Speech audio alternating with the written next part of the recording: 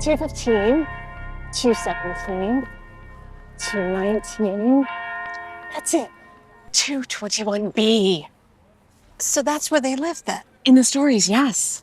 But they're just stories, right? Yes. They weren't real people. Have you ever read Sir Arthur Conan Doyle? Who? Never mind. My mother read them to me. Oh, like bedtime stories. Some stories she read and some stories she just told me. So she had them memorized? No. Oh, she made them up. No, my grandmother told her and my great-grandmother told my grandmother. What were the stories about? Many things. Historical things. Fan fiction before fan fiction was a thing. I want to hear one of the stories. Now? I can't think of a better time or place to tell one. Chances are you've heard many stories of the exploits of the famous Sherlock Holmes. But there's one story you do not know. One case his associate John Watson did not turn into a sensational tabloid tale, because some tales are too personal for that. It began at what Holmes thought was the end of his career in 1899. Watson, as was his wont, had found another preacher that caught his fancy. This one was an American. He led his small flock from a chapel in Camden Town. You ain't from around these parts, are you? He's a real snappy dresser, he is. Maybe he's lost. How much you pay for that coat? Keep your hands to yourself, Nigel. What's your name, mister? John Watson. Pleased to meet ya, Mr. Watson. Doctor. What's that? It's Dr. Watson, not Mr. Well, what do you know about that? We've got a doctor among us. And a very handsome doctor at that. Sit down, Flora. I seen him first. Oh, stop it, both of you. What would the Reverend think if he seen how you two of you was behaving? Here comes the Reverend now.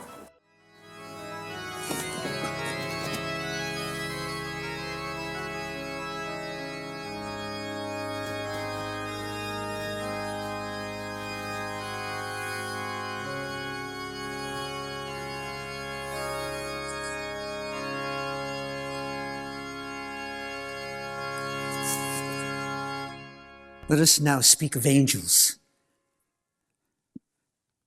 Magnificent spiritual beings whose strength is so great that one can destroy an entire army, whose appearance, for those who have seen them, can make them fall unconsciously to the ground. And yet,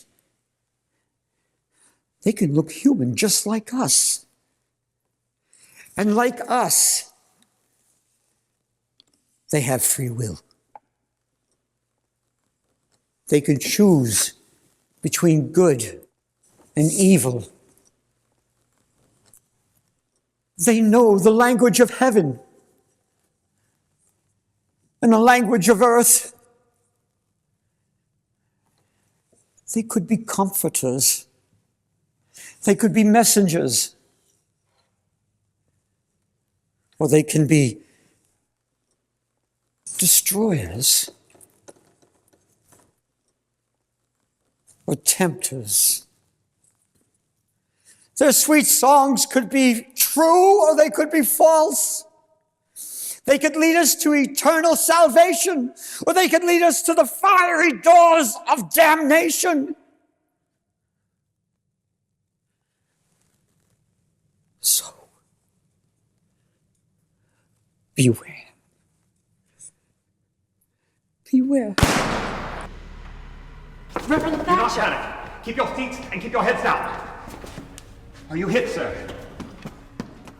He's dead. They've killed him. He always said they would. No, he's quite alive. No sign of a wound. I think he's fainted. Reverend Thatcher. Reverend, can you hear me? Reverend! You show your face now. What? Are you in charge? Try to calm yourself, Reverend. I do not think... No, I'm the physician who came to your aid. It's true. He did! Then they are hiding in the shadow.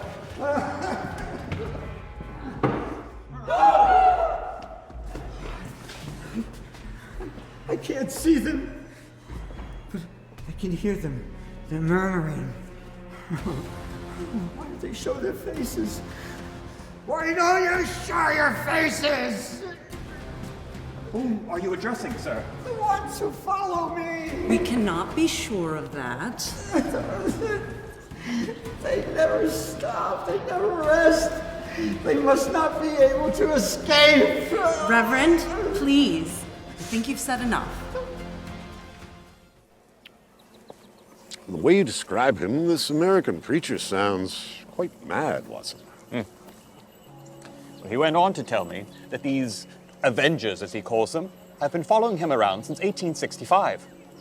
Well, they're a persistent lot.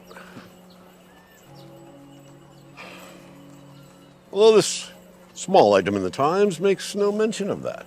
Once the gentleman from the Metropolitan Police and the press arrived, Thatcher went quiet. He claimed he had no idea why someone would take a shot at him and who that someone might be. His fellow American and acolyte, the young lady I told you about, told the same story. And when the police questioned you? I told them nothing. Why? In my clinical opinion, the ravings of a lunatic to a physician are of no concern to the police or to the press. You believe this man to be a lunatic? I'm not sure what I believe. He's either a lunatic or a prophet. In any event, you are not his physician. In the moment I came to his aid, I was. And society's treatment of its insane and its prophets increases their suffering beyond measure. I will not contribute to that. Very noble. And to be honest, I found his sermon quite compelling.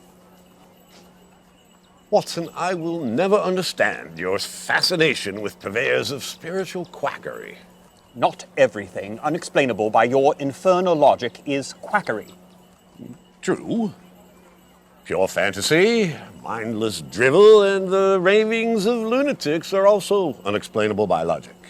Holmes, I had hoped that in your retirement you would have taken the time to broaden your horizons. If by taking the time to broaden my horizons means accompanying you on your pilgrimages to see mediums, soothsayers, and self-proclaimed prophets, no thank you.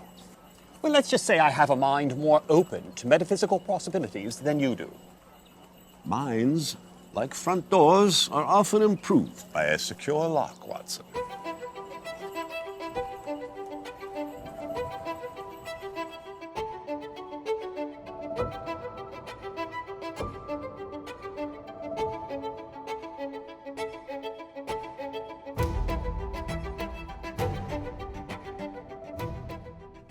What about your mind, Is it improved by morphine? We're not talking about my mind. All minds seek comfort from some source. You have chosen yours to escape the dull routine of existence. So kindly allow me to choose mine to escape from something far worse. Watson, I understand. You do not understand. But how could you?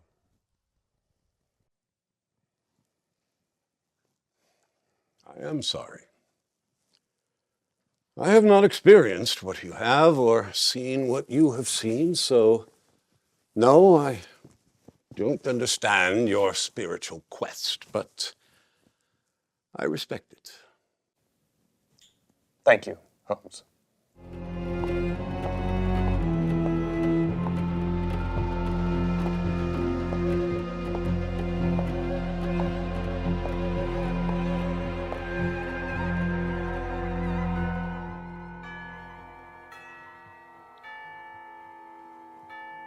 Mrs. Hudson, the door!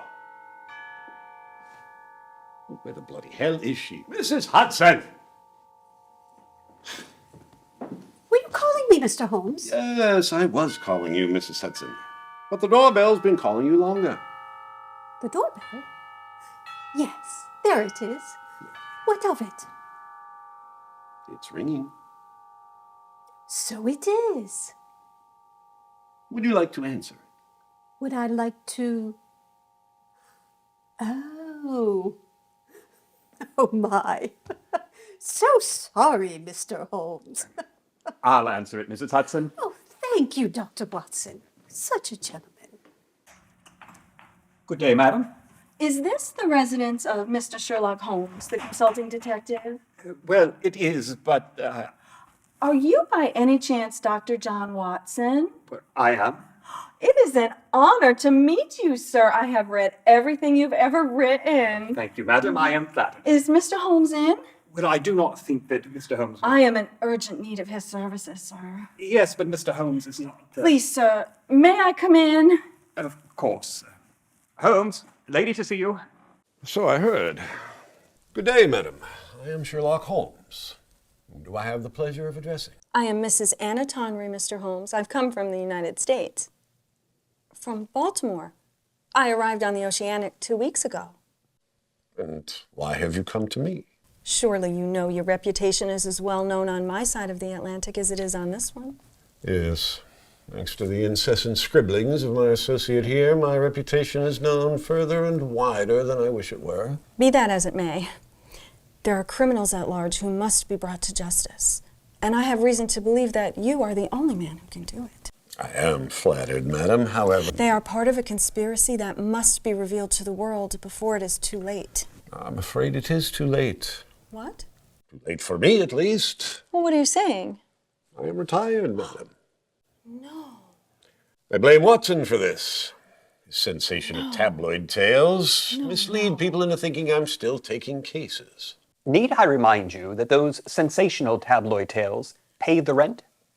Only until I remove myself to the countryside and my bees. You and your... No! You do not understand. Without your help, a great wrong will go unpunished, and men who did unspeakable evil in the shadows will remain in those shadows. You may add to the list of things unexplainable by logic, emotional outbursts by women.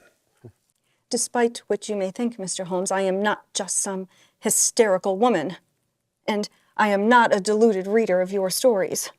I know fact from fiction, and I know that without your help, the guilty will go unpunished, and the innocent will die unredeemed.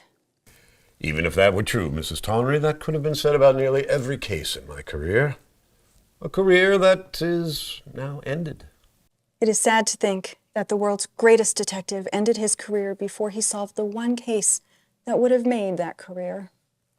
Mrs. Tonry, under normal circumstances, appealing to my friend's vanity would be a sure way to get him to do what you want. But I fear he may be beyond that appeal now. It is sadder still to think that a career as great as yours, Mr. Holmes, will be recorded only in the pulp pages of penny dreadfuls, rather than the immortal pages of the history books. Are you offering me immortality if I take your case?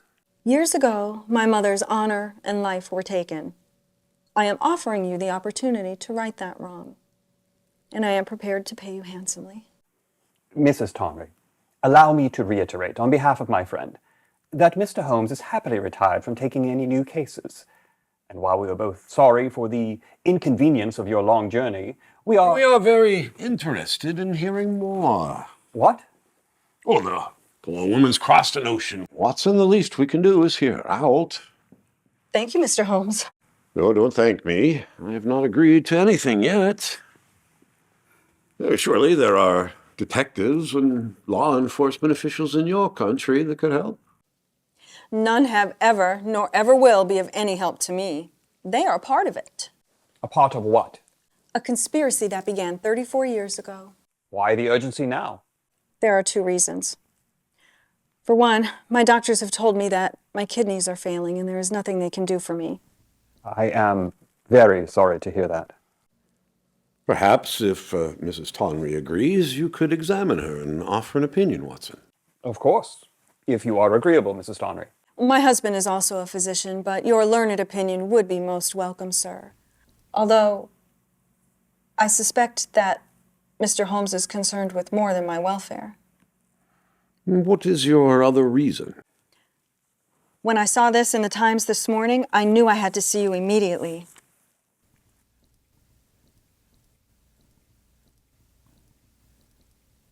the news article on the attempted shooting of Reverend Thatcher. You already know about it? Well, I was... For now, let's just say that we are aware of it. Find who shot at this Reverend, Mr. Holmes, and you will find the key to the conspiracy. What does this half-mad preacher have to do with your conspiracy? This half-mad preacher, as you call him, is not who he claims to be. His real name is not even Richard Thatcher. It's Thomas Boston Corbett. Do you know who that is? A Camden Town preacher with an alias, apparently. He is the man who killed John Wilkes Booth. The assassin of your President Lincoln? Yes. Thomas Boston Corbett is the assassin's assassin. Or some may say Lincoln's avenger. How have you come to know so much about this man?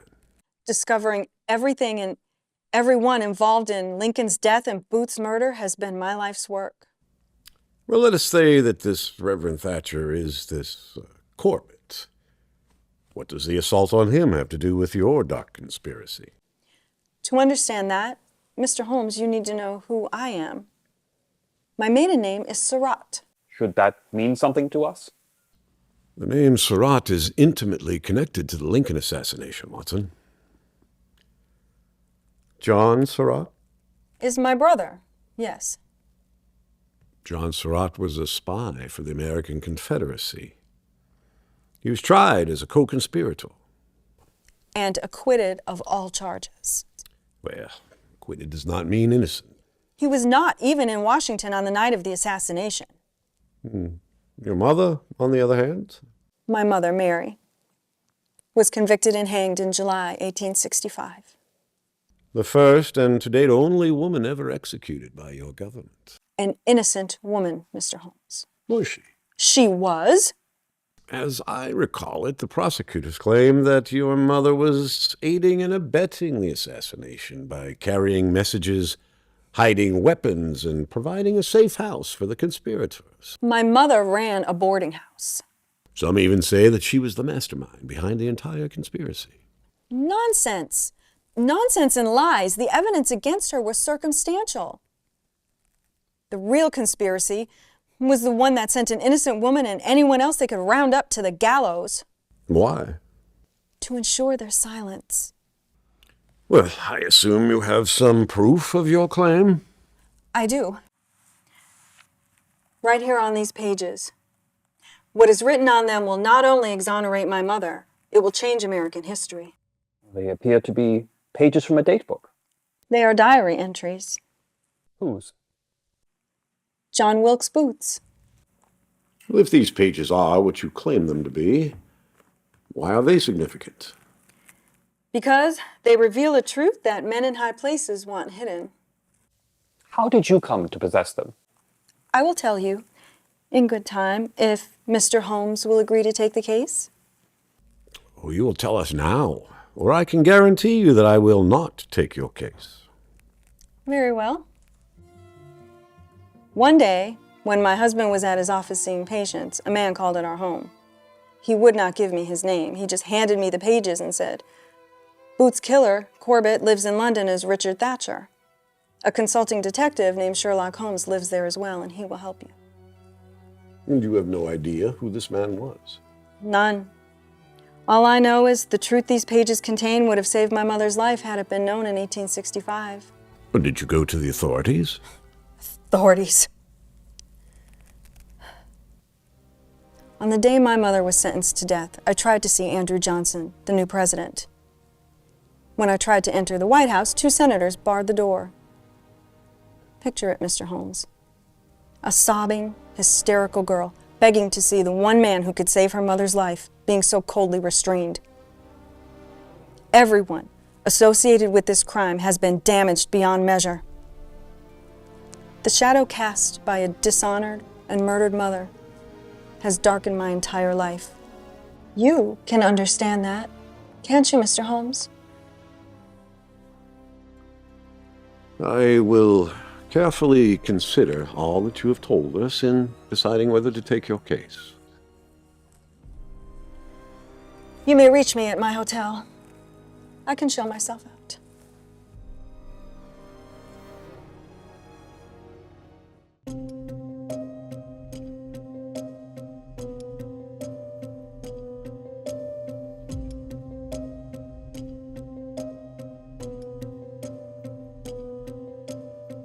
a mysterious stranger, missing diary pages, a vast conspiracy. It all sounds preposterous. That doesn't make it untrue. And her claims about Reverend Thatcher. Still, her arrival the day after the assault on him is an odd coincidence. Well, the probability of that being a coincidence is very slight, I'm afraid. I thought you were planning to retire. Well, I am planning to retire. Someday. After you have been immortalized in the history books? Despite what you may think, I will not take this case out of vanity. Why then? I have my reasons. What are they? Curiosity, for one, and another more personal reason that I'd rather not discuss at the present. Very well. Why didn't you ask her what was in those diary pages? What's written in those pages is of no consequence until I can establish Mrs. Tonry's credibility. How do you plan to do that? I, Watson, we. First, I want you to go and pay a visit to your friend the Reverend. See if you can endeavor to find out who he really is. Why me? Well, he knows you. He'll be more likely to trust you. And then, after you've spoken with him, go and see Mrs. Tonry at the hotel and conduct that physical examination to which she agreed. I will see you in 3 days, Watson. Where are you going? Out. And what are you going to do? I am going to take up the study of London current events and American history.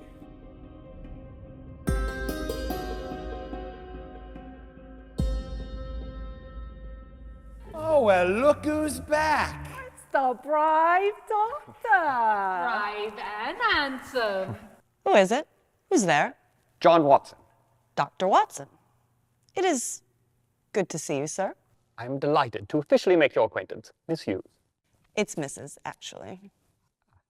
Mrs. Hughes, I've come to call on the Reverend Thatcher. Is he here? I expect him at any moment. Will the rest of you please leave? That's not very Christian, if you ask me. It's cold outside. We was just trying to keep warm. You can keep warm somewhere else. Service starts at 7. Come back then.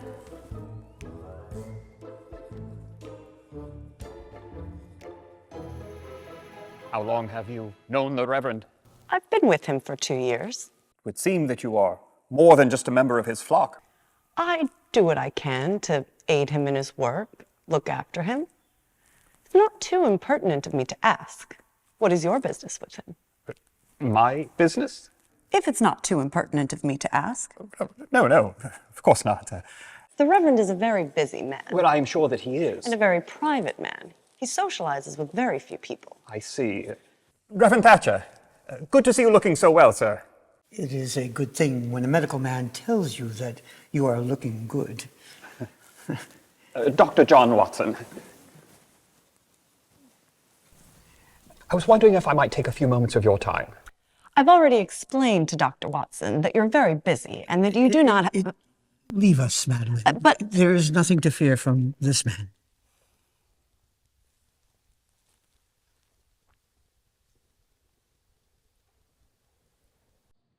I must say you appear very different from the way you did the last time I saw you. Oh, that's because the last time you saw me, I was different. I was in the spirit. In the spirit? Very difficult to explain in words. It comes upon me all at once. It is overwhelming. And it makes me feel very certain about what most other men are uncertain about. When I am in the spirit, I am in the presence of goodness. I know no fear. I have no doubt. I only know those things in the presence of evil.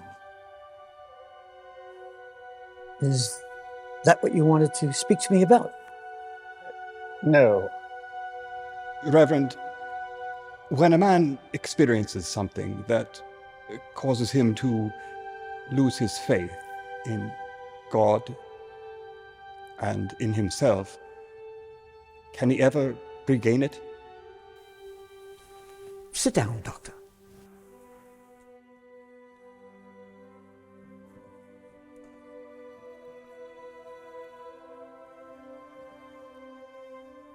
During the Afghan War, I was an assistant surgeon with the Berkshire's 66th Foot.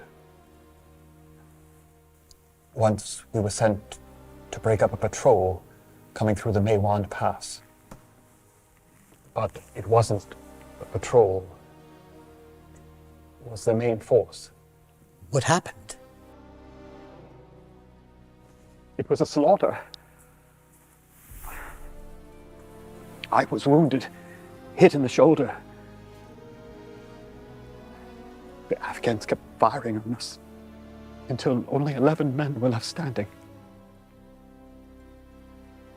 Those brave men did not retreat, did not surrender. They charged.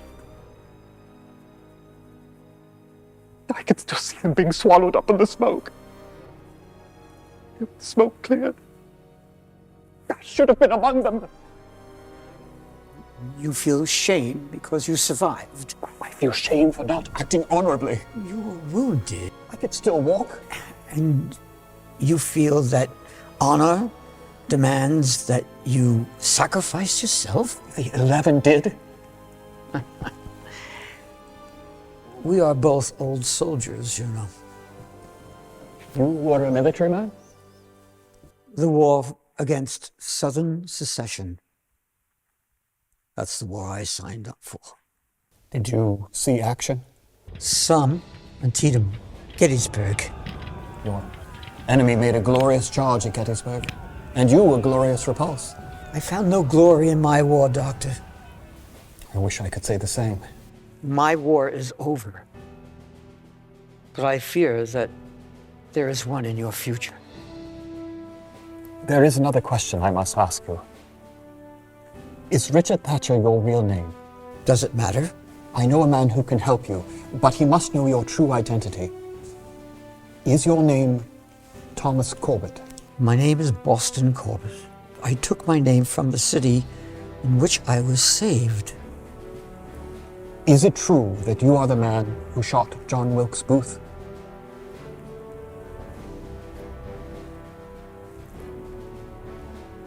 It is.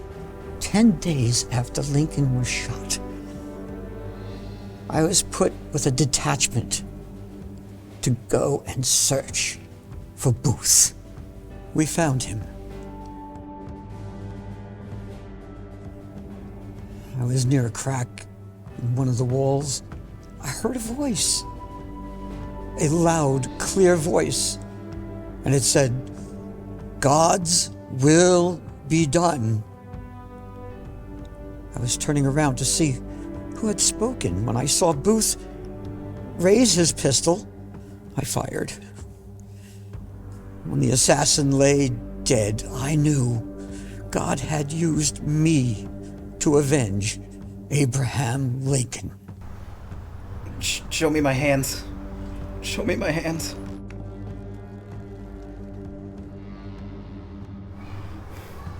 Useless. Useless. These people who will not show themselves, do you believe they are trying to avenge Booth's death? Every death its own avenger breeds.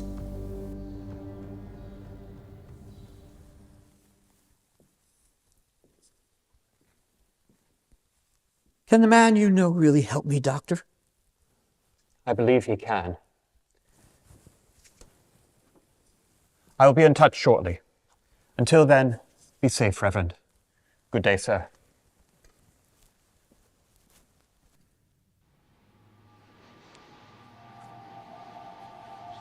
Who is it? Who's out there? Why don't you show yourselves? Thomas.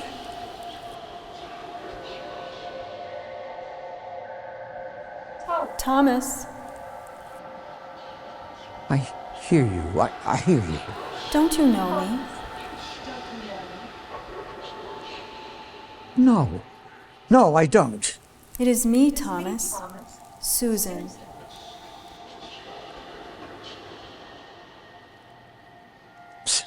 Susan? Susan Rebecca, your wife. Do you not know my voice? It's been so many years. I have been watching over you. Over me? Protecting you. Where are you? Heaven, of course. Heaven. I have missed you, but very soon we will be together. The time has come for you to join me for eternity. Eternity. Will you come to me? Yes.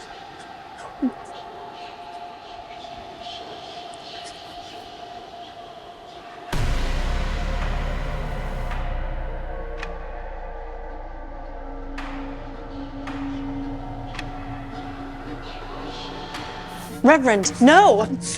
Oh, Susan! Susan, don't leave Susan. Susan, I'm sorry. I'm so sorry. Good work, Watson. Now, on to the matter of Mrs. Tonry's health. She was telling the truth. She is not a well woman. Is her condition terminal? It is. How long does she have? With proper care, 6 to 12 months at most. You still haven't told me what you've been doing for the past 3 days. I've been in disguise. As what? As a murderer for hire. If a band of conspirators had targeted the Reverend for killing, it should be known among the London underworld. And is it known? No.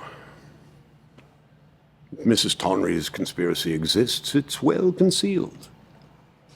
And when I was not consorting with criminals, I've been here, rounding out my knowledge of Lincoln conspiracy theories. How many are there? Oh, several. Oh. Some quite fanciful, others more plausible.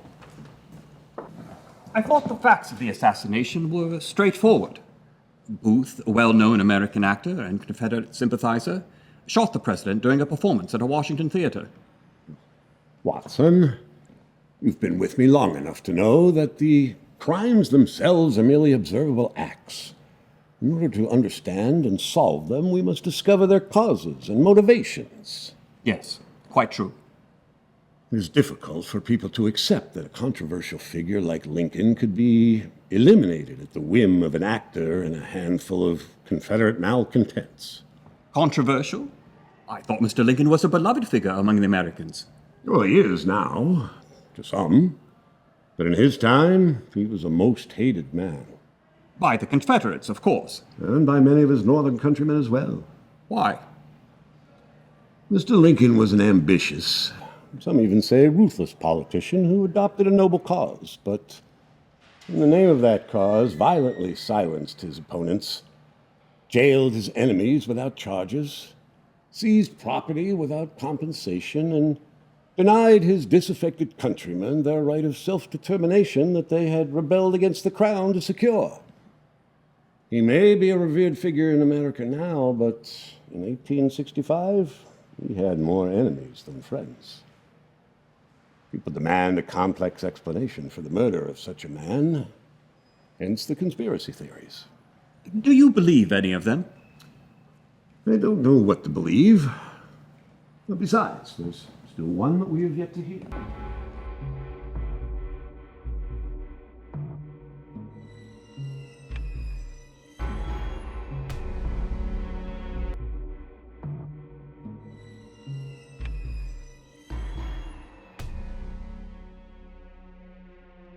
Repent! Repent! The end is near! Repent while there is still time! Repent! You! It's you! I don't have no business with you. Only you can save them! Please, let us pass. Only you can save them! What do you suppose that was all about? Nothing. Nothing? Watson, sometimes a lunatic is just a lunatic.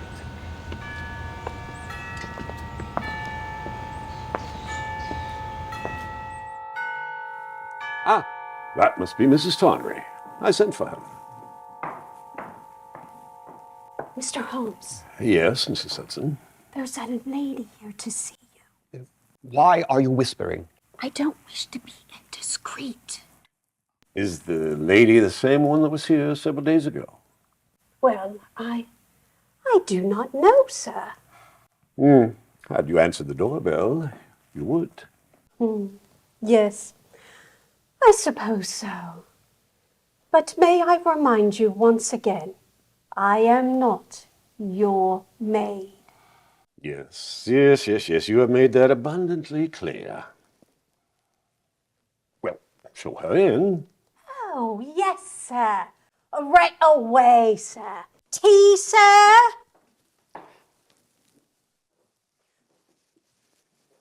Right this way, Mum. Thank you. Mrs. Tonry? Dr. Watson, Mr. Holmes, I have brought the diary pages as you have requested. Have you decided to take my case? You will know as soon as our interview is concluded.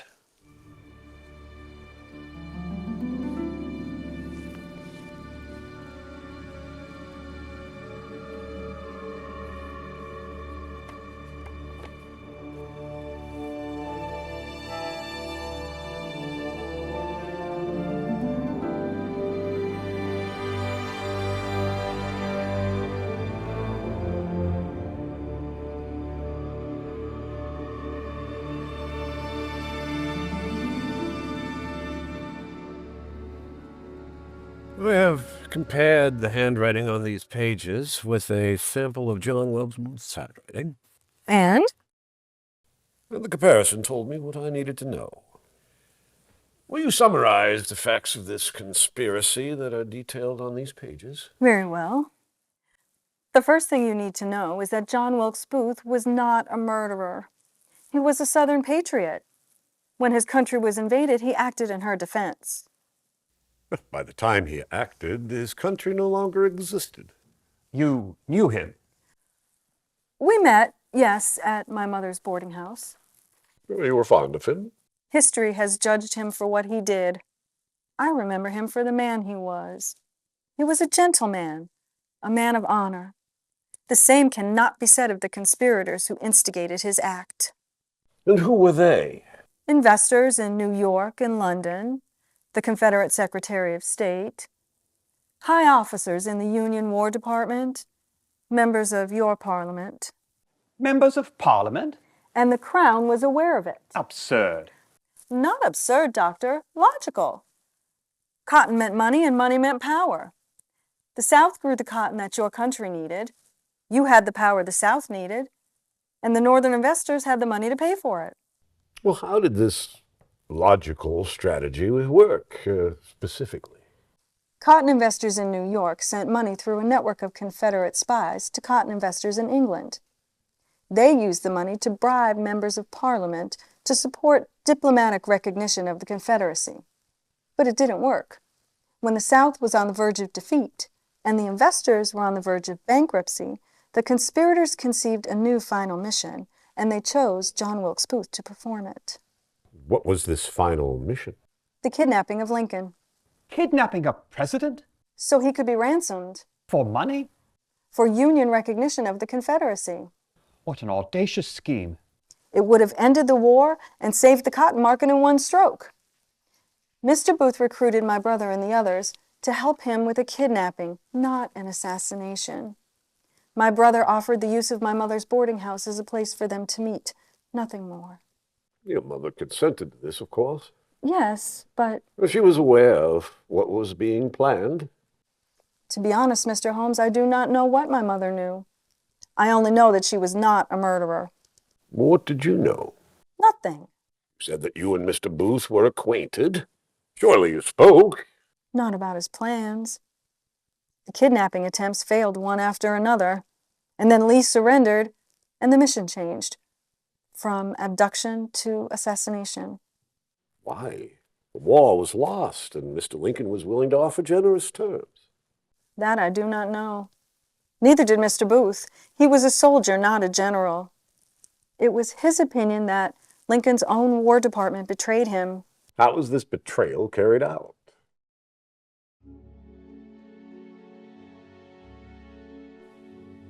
There were no soldiers patrolling the front of the theater, no police backstage, and no sentries guarding the presidential box. The old tyrant was posed before me like a target. How was Reverend Corbett involved?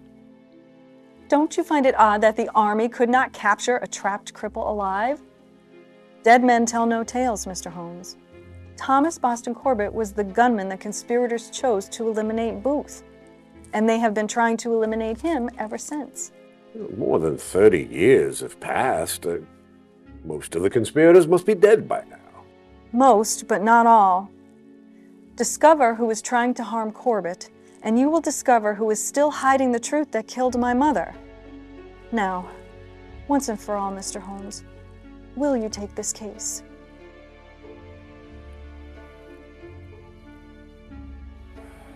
No. Why not? For one thing, those diary pages are forged. No. I'm not saying that you forged them. In fact, I'm quite certain that the forger was a man. He was quite skillful, too, but not skillful enough to fool me. The other reason I will not take your case is the fraudulent story that you told. Are you calling me a fraud? No. You may be quite sincere, but whoever wrote those pages concocted them from volumes of historical speculation readily available in any well-stocked library, where he no doubt found the pages of the original Booth's diary and combined them with those that he wrote. That would be quite damning, Mr. Holmes, if I believed you. You doubt me? Dr. Watson writes in his stories about your expertise in handwriting analysis, but they are mere stories. You say that the conspiracies found in these pages could be found in library books. That does not make them untrue. And what of the fact that pages went missing from Booth's diary? You cannot deny that. I do not deny that, but that does not make those the missing pages. I was wrong about you, Mr. Holmes. How so? You are not incorruptible, far from it. Perhaps your previous service to the Crown has rendered you incapable of going where the truth leads. Where the truth leads, I follow, madam. Then follow this.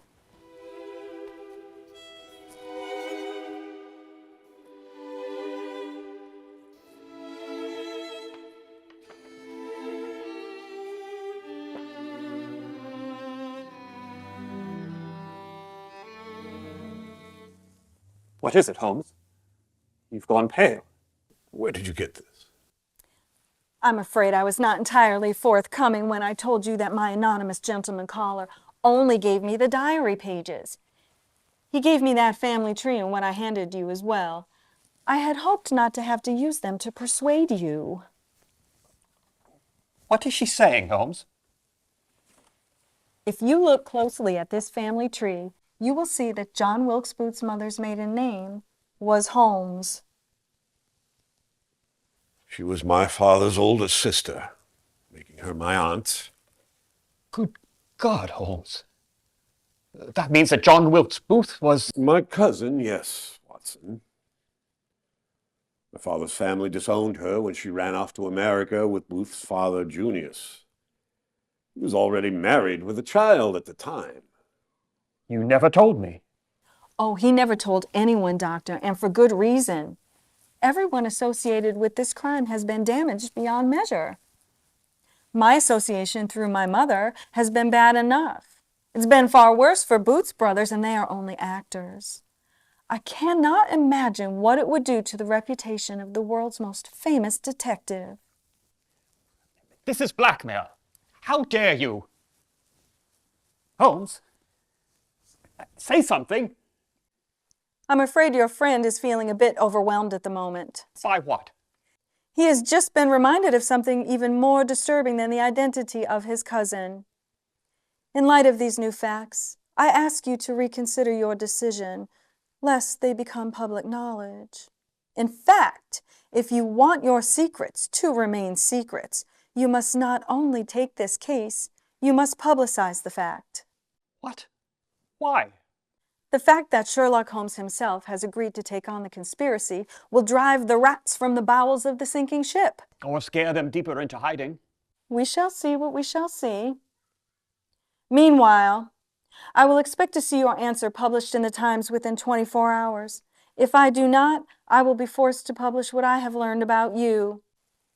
The shadow cast by a dishonored and murdered mother darkens your entire life. Doesn't it, Mr. Holmes?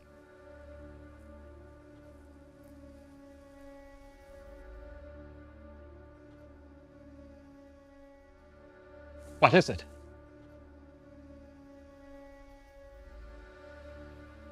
Will you speak to me?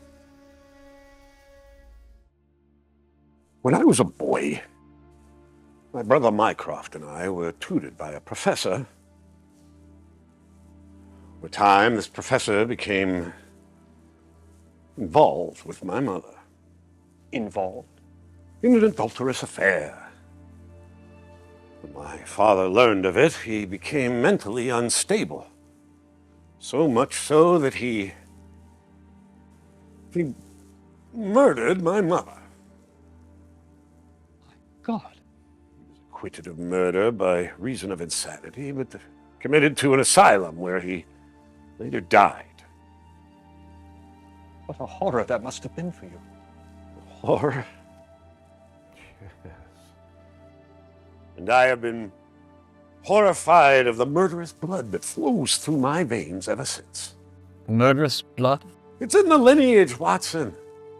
My father, all of my aunt's children, my cousin, were all unhinged in one way or another.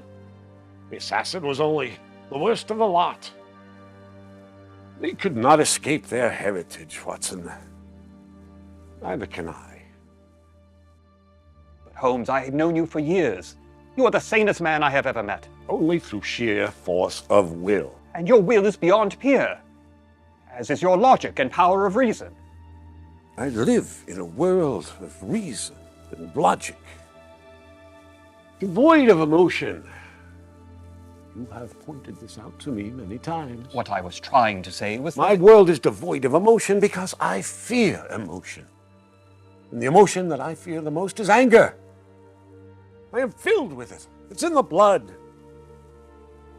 And I'm afraid that if I let my guard down even for a moment, the anger will overtake me, as it did my father, as it did Booth. Do not resort to the comforts of morphine to ease the dull routine of existence, Watson. Use it to relieve the mental suffering that I feel from keeping the madness at bay.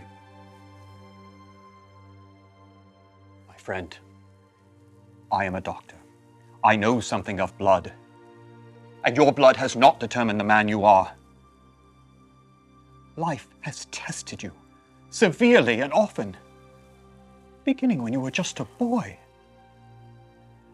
And you have met each test honorably. But Watson, don't you see? My life has been ruled by fear. Fear and anger. I developed my powers of reasoning because I feared lunacy.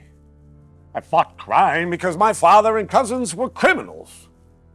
Well, if Sigmund Freud is to be believed, fear and anger are the wellspring of all human behavior. Perhaps he is right. Watson, Watson, look at me. Oh.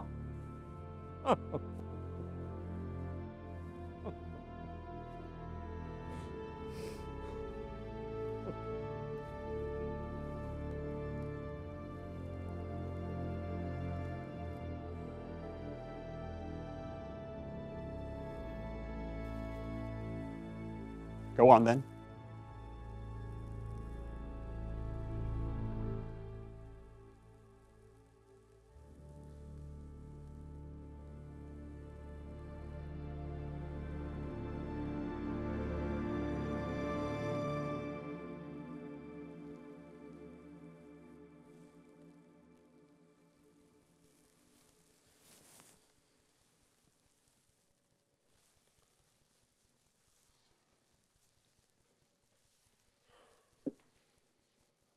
You see, you choose your actions. And you have always chosen to do good. For the wrong reasons. The reasons do not matter. How many cases have you solved with the deductive reasoning that you've perfected to safeguard your sanity? How many innocent lives have been saved and protected because you dedicated your life to fighting crime? You have controlled your life. Not fear, not anger. You. Thank you for your words of comfort and assurance, Watson. Still, when I think of what that control has cost me. Irene Adler. Face of the most beautiful of women, the mind of the most resolute of men, the only woman I could ever call my equal, the only woman I ever what? Meeting a woman like that is a chance that comes along only once in a lifetime, Watson.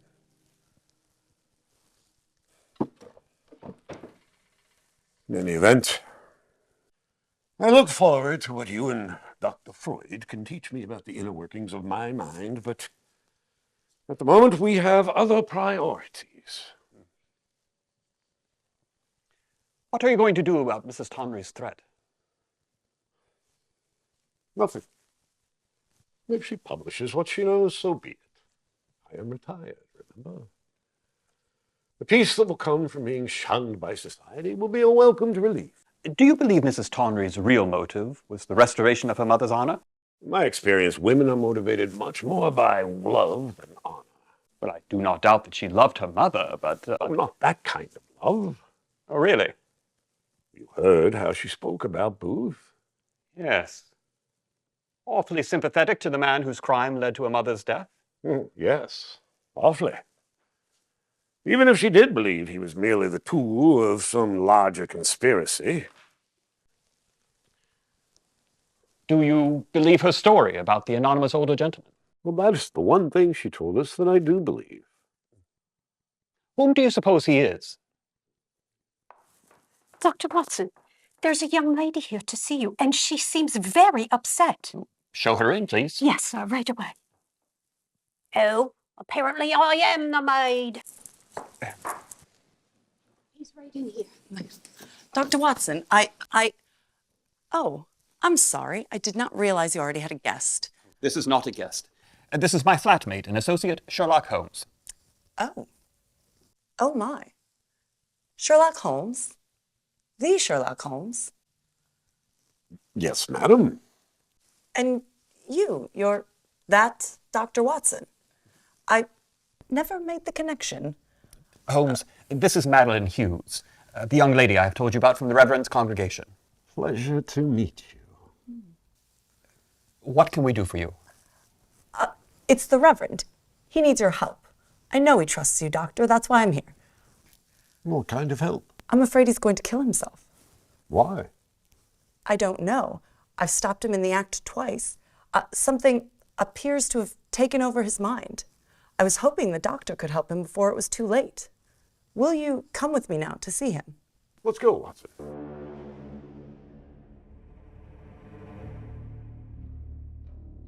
Susan?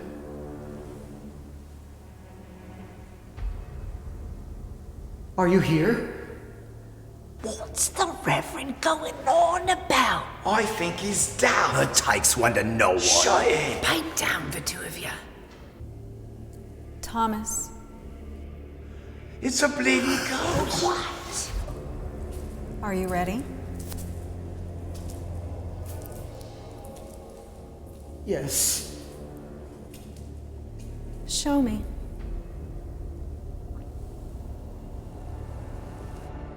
What's he gonna do with that gun?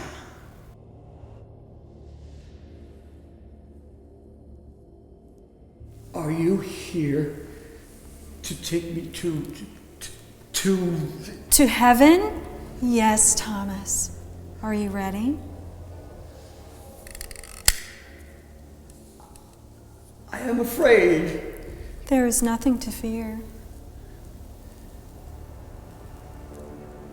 Why am I afraid? I do not know, my love. Heaven is a certainty. Yes. Why do I doubt? There is no reason to. I am here. I love you. Come with me now. Why do I doubt? Why am I afraid? Because you are in the presence of evil. Who is that? Who is there? Put down the gun, Mrs. Tonry. Stay back! Stay back! Come one step closer and he dies. Do not test me, Mr. Holmes. No, I wouldn't think of it. I've beaten you, haven't I? Apparently, you win. I always knew I would, one way or another. But if you wouldn't mind telling me, what have you won? Revenge! Against? Him! For what? For killing the only man I ever loved. Did he love you in return? Yes. How do you know? We were to be married. When? After he struck for his country and escaped to Mexico, I would join him there. Then we were to sail away, just as his father and mother did when they fled England for America. But this murderer killed him in cold blood to ensure his silence. There's one more thing, Mrs. Tonry. One more thing you could clear up for me. Were you aware that there was a photograph of his fiancée found in Mr. Booth's diary? What? Well, there were photographs of 5 women, to be precise. What do you mean? I mean, there were photographs of 4 actresses. Oh, strike that. 3 actresses, 1 prostitute, and a picture of his fiancée, all found in his diary. So those other photographs mean nothing. I know he had a photograph of me. But it wasn't a photograph of you. It was a photograph of his fiancée, Lucy Hale. No. I have a copy of it here if you'd like to see. No. Lucy Hale. Everything she ever said about him, about them, was a lie. Well, her mourning of his death seemed quite sincere. Enough of your tricks. Stop trying to distract me. Madam! Silence! Well, what will you do once you've had your revenge? You cannot escape, and you cannot kill all of us. After I send him to hell, I will kill myself. If that was your intent all along, why were you so insistent that Holmes take your case? It provided her with cover, Watson. Cover? Until now, she thought she could have her revenge and get away with it. Mrs. Tonry knew that any mysterious or murder of anyone connected with the Lincoln assassination would cast suspicion on any member of the Surratt family who just happened to be in England when it occurred. But if it was publicly known that she was here to hire me to investigate a threat to the Reverend, she would appear innocent. You must have known that Holmes would eventually expose you. By the time I did, she hoped to be home in America, where she could die in her own bed rather than in prison, or the end of a rope. So I die here instead. Does not matter, as long as I die knowing that the murderer died by my hand.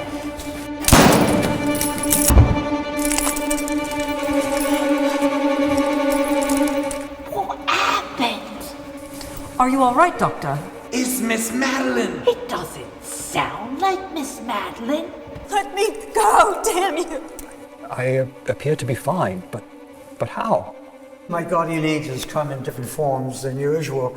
Dr. Watson, my prayers for you have been answered. Prayers for me? When the moment came, you fulfilled your mission with honor, sir. Damn you! Thank you for your aid, Mr. Holmes. I know you are tired, but please do not put down your cross yet.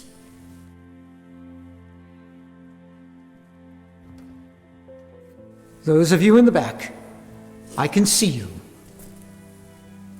It is time for us to go.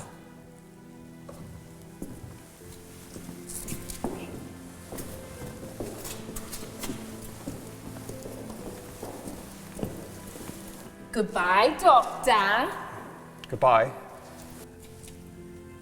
Holmes, did you somehow find a way to put blanks in that gun? I did it. This is the Reverend's gun, and I never allow him to have real bullets. Damn all of you to hell! Quiet! We've heard just about enough from you. Doctor, Mr. Holmes, I'm afraid I owe you both an explanation and another introduction. I'm Madeline Hughes, Special Agent for Her Majesty. A woman? My husband was the agent assigned to the Reverend before he died in the line of duty 2 years ago. Because the Reverend already knows and trusts me, it was decided that I would take the job, at least for now. And what is your job?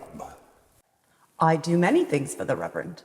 I am his bodyguard, his protector, his caretaker. And you are employed by the Crown to do all these things? Yes. Why? The Crown is highly indebted to the Reverend for services rendered many years ago. Out of gratitude, Her Majesty committed to protecting his safety for the rest of his life.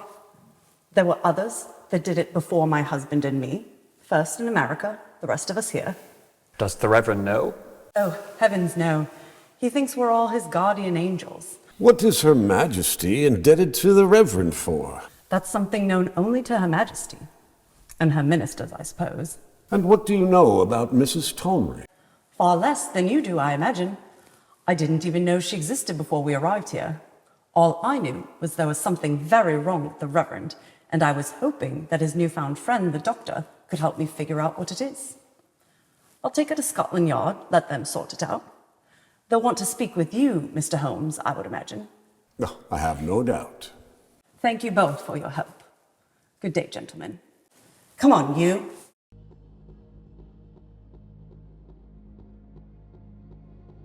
Mrs. Hughes bears a striking resemblance to... I know. It's uncanny. Never mind about that. What just happened? Well, I admit I am still trying to figure that out myself. A crazed American woman, out of the pages of history, crosses an ocean with a fake diary on a quest of revenge after she's been visited by some mysterious stranger. Whoever the devil that is. You still haven't figured that out by now? No. Oh, Watson, I am disappointed in you, old friend. After all these years, there's only one person it possibly could be. It's Professor Moriarty. Moriarty? He fell to his death 8 years ago. I saw him fall, but I assumed him dead. There's but one belief that I permit myself, Watson, that cannot be empirically proven. That is the certainty that I always know that Moriarty is the author of a deed. And I tell you, Moriarty is the author of this deed. Moriarty's still alive? Unimaginable. I know that man's evil signature.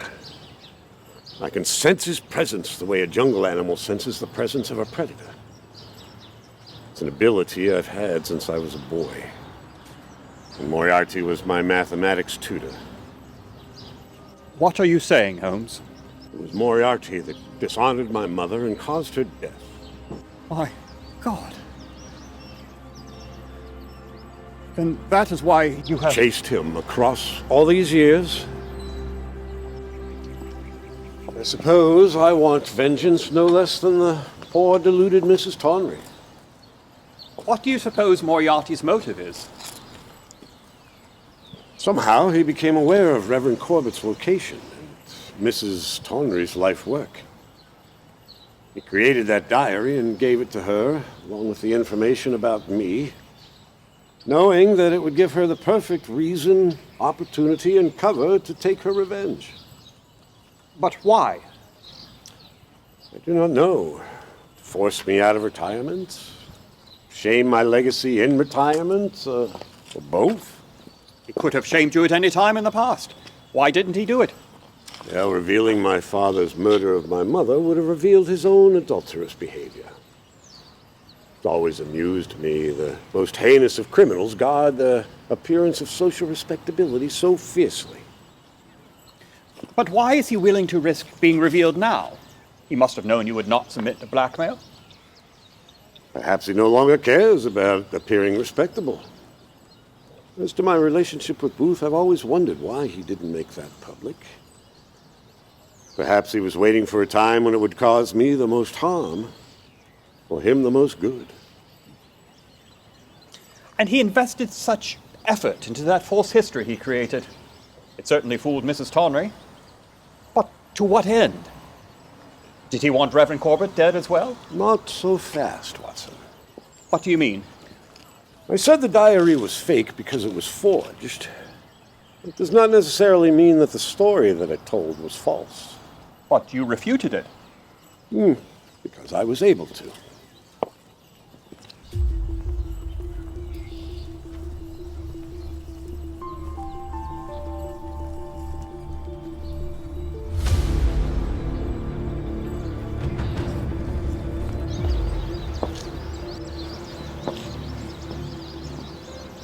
The full and final history of the Lincoln assassination is yet to be written.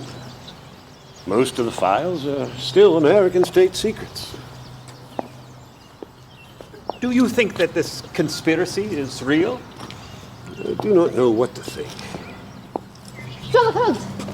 Ah, Mr. Holmes, Dr. Watson, I am so glad to have found you. I was on my way to your flat and I blame you for this, Watson. The illustrations that accompany your magazine are too lifelike. And while I am flattered by your enthusiasm, young lady, my associate and I are engaged in serious business at the moment. As am I. What are you saying? I am saying that I'm not merely an enthusiastic young lady, Mr. Holmes, and I'm not an avid reader of your stories, Dr. Watson. In fact, it often occurs to me that popular detective stories, which there seems far too large a demand at present, must at times be uncommonly useful to the criminal classes. A young lady with a modicum of good sense. I've been trying to explain this to my colleague for years. Well, your compliment is duly noted, Mr. Holmes, but I wish to tell you that... Please excuse us. We've had quite a day, and I fear it is not so much as half finished. Indeed. Whatever business you may imagine that you have with me, I am most decidedly not taking new cases at the moment. Taking new case? I am not offering you a case, Mr. Holmes. I am attempting to deliver you a message. A message? Yes, a message. It was a warning from my employer, Mr. Ebenezer Dyer. You are employed by Ebenezer Dyer? Well, it's still in a probationary status, but let us just say that I am endeavoring to prove myself to him. As a maid? As a detective, I'll have you know. A detective? Incredible. Well, after what we've just learned about Mrs. Hughes, nothing surprises me. Well, Mr. Dyer gave me the assignment of locating you as quickly as possible, and here I am. Who is Ebenezer Dyer? He's the chief of an investigative agency on Lynch Court. If memory serves, his offices could be found on Fleet Street. And you are? My name is Loveday Brooke. Well, Miss Brooke.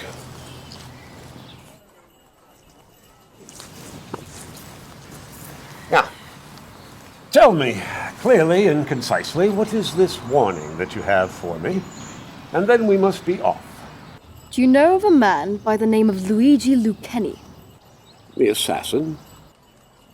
He stabbed the Austrian Empress Elizabeth to death a year ago. Indeed, he has been in Geneva's Évêché prison ever since. Was he not hanged? No. Much to his chagrin, capital punishment has been abolished in Switzerland. Much to his chagrin? Lucchini's an anarchist, Watson. He wanted to be martyred for the cause. He was writing his memoir in prison, but it was stolen and thought destroyed. What a loss for world literature. But it was not destroyed. Indeed, it was delivered to the agency this very morning. Fascinating. Who delivered it? We do not know, Mr. Holmes. He would not provide his name. From what Mr. Dyer told me, he simply handed him the pages and said Mr. Sherlock Holmes should know of this. When Mr. Dyer attempted to question him, he fled. Precisely like Mrs. Tonry's mysterious visitor. Nothing is quite as deceptive as the obvious, Watson. Now, what did your visitor want me to know? Lucchini wrote about you. A circle was drawn round the paragraph, and each word was underlined. He called you a mortal enemy of the people who has been targeted for death. Disturbing. What? An idle threat from a man in prison? The Lucani and his ilk do not make idle threats. But thank you, Miss Brooke. Do give my regards to Mr. Dyer. I will do so. Well, I shall be going. Do please accept my apology for accosting you in the street. It is not my practice to chase after men, regardless of their reputation. No apology necessary. You performed your assignment admirably. Thank you. It was an honor to meet you. Both of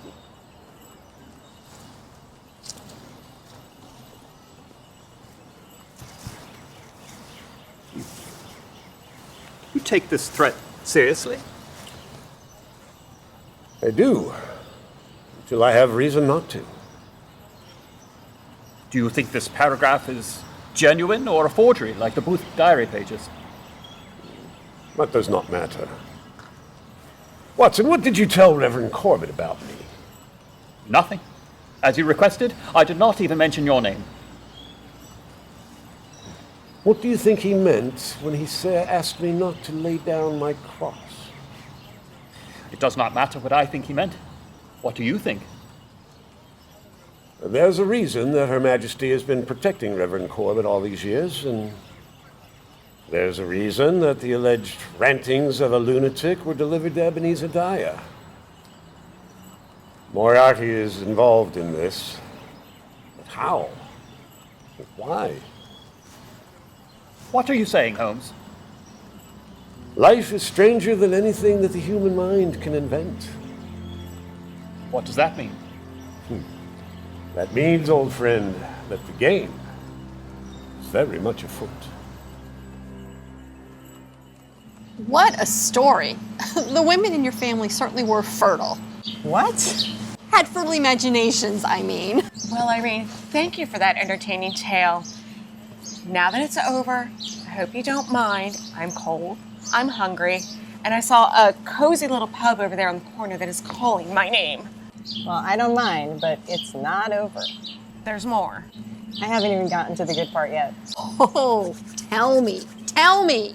Can I at least sit down? 2 years passed. A new century had begun. Another American president, William McKinley, took an assassin's bullet. As he fought for his life, Holmes was about to receive an unexpected, but often longed for visitor. Repent! Only you can save them. Repent! Repent!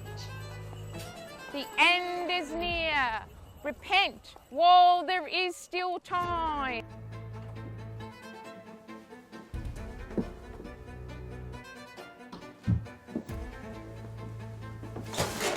Who's that? No one need fear. Who are you? Could you not recognize the sound of my voice? Irene? Pardon me. Mrs. Norton, how did you get in? Mrs. Hudson let me in. Oh, please don't be cross with her. I may have led her to believe that you were expecting me. She was quite intrigued by the idea. Oh, I'm sure. So have you and your husband returned to London? No, he will never come back here. He fears you too much. Fears me? You and King Wilhelm. Oh, that blackmail business about the photograph of you and the king. I never understood all the fuss over a little picture of a future king and a simple, innocent American girl from New Jersey. And in any event, that was years ago. I did leave you another picture to give to the king. Not the one he sought. No, but I thought it was a rather nice likeness. I hope His Majesty was pleased. He never saw the photo of you alone that you left. No, I kept that for myself. I see. A remembrance of the only woman who ever bested me. I never thought of it that way. Now, why have you come? To give you this for one thing. The famous photograph of you and the King Wilhelm. Why now? I thought you might like to have it. I will miss it, though, and not because of that old blowhard Wilhelm. If it wasn't for that picture, we never would have met. I would treasure it for the same reason.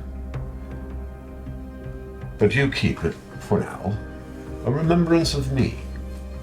As you wish. Now, what is the real reason that you're here? I'm afraid for my husband. He has gotten himself involved in something sinister, and I don't think he knows how to get out. Tell me more. There's not much more to tell. Godfrey took on a new client some months ago, and it has taken over his life. Well, who is this client? I do not know, and Godfrey will not tell me. He says it is to protect me. All I do know is that this client makes him work all hours and frequent the type of places Godfrey would never go to on his own, and he is always afraid. He tries to hide it from me, but I know. I'm afraid if this continues, it wouldn't surprise me if he took his own life. How can I help? Well, I know I have no business asking this of you, but you are the only man I know who can discover what is going on and stop it before it is too late. I will do what I can. You have my word. Thank you.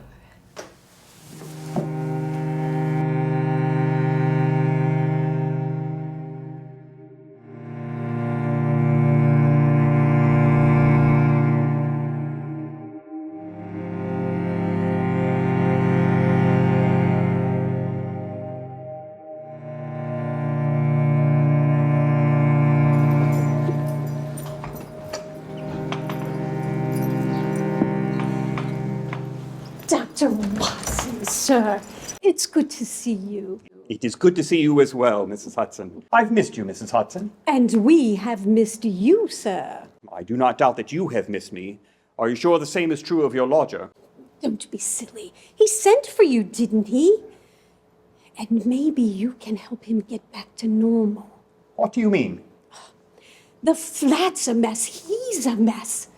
And the women, the parade of them in and out of here. It's like nothing I've ever seen before. Parade of women? If I didn't know better, I would say... Mrs. Hudson, who's at the door? It's Dr. Watson for you, sir. Send him in. Holmes! Well, you're late. I am well, thank you for asking. Well, I'm glad that you are well, but you are still late. I'm sorry. I was at a society meeting and it lasted longer than I anticipated. Society meeting? The Fabian Society. Yeah. I see you're still not cured of your belief in this utopian nonsense. The Fabian Society does not promote utopian nonsense, as you call it.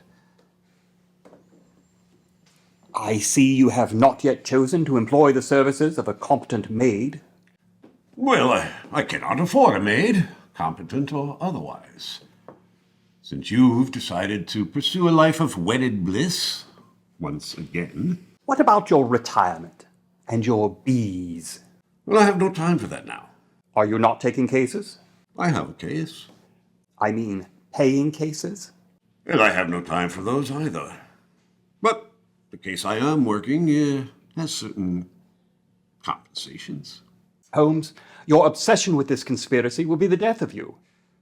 It has been 2 years. Do you even have any proof that Moriarty is still alive? No.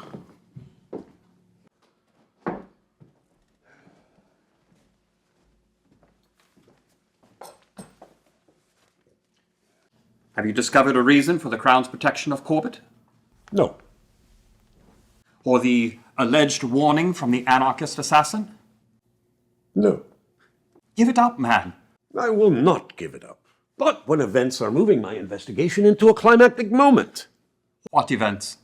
Have you not seen the news from America? Oh, yes. Ghastly business. Does McKinley still live? They say his condition is improving. I do not see how. A wound through the stomach is nearly always fatal. Oh, well, maybe you're just too gloomy of a diagnostician, Watson. I hear Mrs. Tollery still lives, happily reunited with her family in Baltimore. A kidney disorder and a gunshot wound through a vital organ are very different things. Though why no charges were ever brought against her, I still cannot say. How does the shooting of the American president move your investigation to a climactic moment? McKinley was the third American president to be shot. Each shooting happened on a Friday, by the way. Is that significant? No, only a coincidence. But now, a larger conspiracy is found. What are you talking about?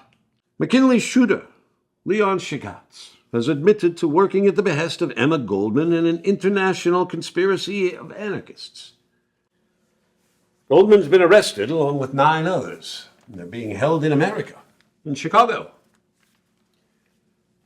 It may interest you to know that she describes herself as a Fabian Society socialist. That's preposterous. Her words. Perhaps your little band is more than an odd array of starry-eyed idealists who still believe in the myth of human perfectibility. We are not starry-eyed, and we do not believe in political violence. The anarchists do.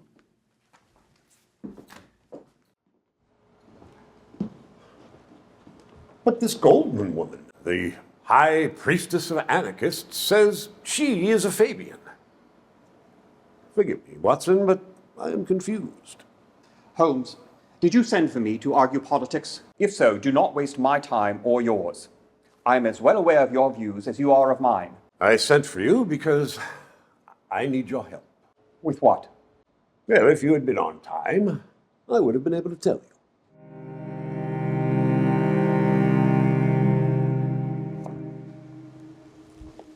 Dr. Watson, it's a pleasure to see you again. The unexpected pleasure is mine, Mrs. Hughes. On behalf of the Crown, I thank you for your help. On behalf of the... Holmes, what goes on here? I've not yet had the opportunity to formally ask Watson for his help. Oh, my apologies. None unnecessary. From you, madam. Tell me, how is the Reverend? You've not heard. Heard what? The Reverend passed away 6 months ago. I am truly sorry to hear that. He asked about you often. How do you know that? I called on him frequently, especially in his last months. I see. My friend is a married man now. Congratulations. Thank you. You are still employed by the Crown, then? After the Reverend's death, I was given a new assignment, working with Sherlock. I thought you were working exclusively on your case. Sherlock? I still am. Madeline, would you be so kind as to explain things for Watson's benefit? Certainly. Madeline? A network of violent radicals is assassinating world leaders. The Spanish Prime Minister and the King of Italy were shot dead. The French President and Austria-Hungary's Empress stabbed to death. And now the American President has been assaulted, and we have reason to believe that King Edward is next. What is your assignment? His Majesty has requested that I sail for America at once. My plan is to interview Emma Goldman and to infiltrate the anarchists imprisoned with her.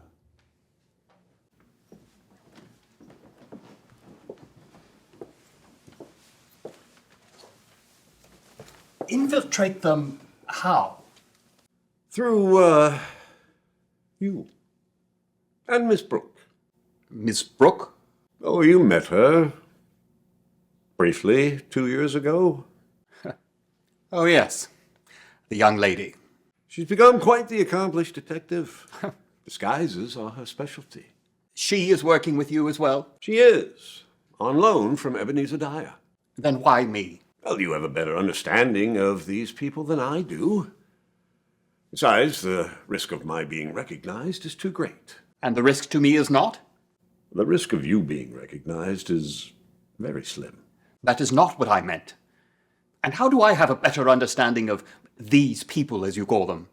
Well, you're a socialist, aren't you? Well, yes, but I'm not an anarchist. Well, apparently in their minds there's very little difference. You are asking me to become a spy. Yes. Against people whose goals I share, even though I deplore their tactics. I am asking you to do it for your king and country. I am not sure I can do that anymore. Madeline, I need to have a private word with my associate here, if you don't mind. Of course.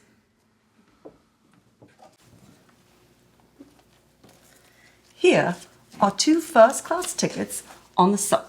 She sails tomorrow from Liverpool. And 2 private compartments have been reserved for you and Dr. Watson on a train from New York to Chicago. We should arrive there by Friday the 20th. We? Ms. Brooke and I will be accompanying the 2 of you. If there are 2 of us. Thank you, Madeline. I'll show you out. I hope to see you on board, Doctor. Good day, madam.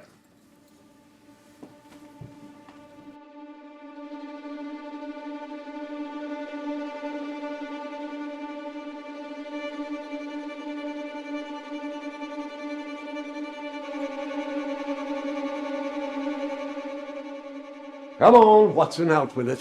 Out with what? With whatever's boiling over in that mind of yours. You are the most arrogant, presumptuous, self-righteous, dictatorial man I had ever known. When you volunteered me for this mission, did you even once stop to think about my wife's welfare, not to mention my own? Did you even briefly consider my beliefs and convictions? Oh, please. Spare me another recitation of your beliefs and convictions. As for your welfare, I hardly think that it's safe for you and your lovely Mary to be living in a country where there's assassins running about. Well, if there are assassins roaming about, their targets do not include us. What are you saying? I'm saying that I no longer consider the monarch's life more valuable than my own. And what happened to your commitment to honor? My honor now serves another master. The commune. Despite the condescending sneer that always accompanies that word when you say it, yes. Watson, I will never understand how your unending spiritual quest has led you to atheist socialism. Then I shall explain it again. The people's leaders betray them. The industrialists exploit them. The church has stifled the human spirit. The poor have no protector, all under the watchful eye of Parliament and the Crown. The established government has no more right to call itself my ruler than the smoke of London has to call itself the weather. Oh, you would just sweep away the institutions of Western civilization and replace them with what? With pragmatic solutions. Based upon? Whatever works. Oh, so the ends justify the means then? If the means include violence, then no. But any peaceful means that eliminates private property and puts the machinery of production into the hands of the people, yes. You are advocating theft. I am advocating stealing from thieves to create a compassionate society. And what principles will this compassionate society be based upon? Compassion is a principle. No, it's an emotion. We both know how you feel about those. You have no idea. Clearly. Will compassion tell you how to run this new society? Will you help people by giving them money? Whose money? Money stolen from those that you deem have too much? And what happens when the money runs out? Making the needs of some an automatic claim on the rights and properties of others is oppression, not compassion. I can no longer pretend to be blind to society's problems. I see the same problems, but the solutions that you propose would just be greater problems. What is your solution then? By making those institutions that you would destroy live up to their ideals. They are imperfect because they are run by fallible, self-interested human beings. This utopia that you envision will be run by those same people. We will rise above self-interest!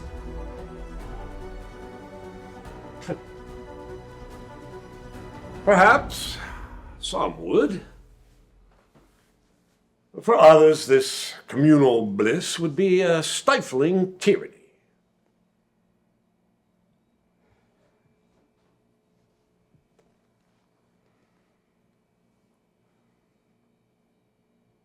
I am sorry that I raised my voice, Holmes. I know that I am asking more of you than I ever have in the past. And I will understand if you decline. What is the purpose of this infiltration? Well, to determine whether these 9 men that are imprisoned with Miss Goldman are in fact part of a larger organized network and determine what their plans may be. Can't you learn that by questioning Miss Goldman? I'll gain nothing of value by questioning her. She's never cooperated with any law enforcement authorities in the past. I doubt that she'll make an exception for me. Then why interview her? Are you familiar with the American card game of poker? I have heard of it, yes. Bluffing. Intentionally misleading your opponent into the strength of your own hand. It really is one of the more fascinating aspects of the game. What are you getting at? I plan to bluff Miss Goldman. And Moriarty. How? Well, I will tell her that I am well aware of her conspiracy and its mastermind. And I am wagering that her response, even if she lies, will tell me all I need to know. As for Moriarty, I have circulated a rumor among the underworld that I am going to America because she has identified him as the mastermind between the attack on President McKinley and the recent assassinations in Europe. To what end? Well, to draw him out into the light. And to America. Will he believe this bluff of yours? Well, any doubts that he has will be overcome by his fear of exposure. And his curiosity. And what about these imprisoned men that I am supposed to infiltrate? How do you know I'll be accepted? A second bluff should assure your acceptance. Second bluff? Mrs. Hughes has arranged that immediately after we set sail, that the newspapers will be told that you have denounced the crown and are being exiled from the country. By the time we reach Chicago, the inmates should be well aware of your story. You can tell them that you've come to Chicago to offer them moral support, but were arrested upon stepping foot off the train. After that, you merely need to convince them that you now embrace their violent means of achieving the same ends that you've already publicly supported. And what is Miss Brooke's role in all of this? Well, in another story arranged by Mrs. Hughes, she will be charged, under an assumed identity as an American expatriate, with having publicly threatened the life of the king, consequence of which she is being deported. When she arrives in Chicago, she'll use the same cover story on being arrested and placed in a cell next to Miss Goldman. And if I do not accompany you on this mission? Well, if my first bluff doesn't work, then I'll have no way of determining the truth. The American authorities have no proof of any direct involvement in the assassination by anyone in custody. And without proof, they'll have no choice but to release them, and the killings will continue. Meanwhile, I will have to confront Moriarty without any means of putting him behind bars. I will have kicked the hornet's nest without protection, and to no good end.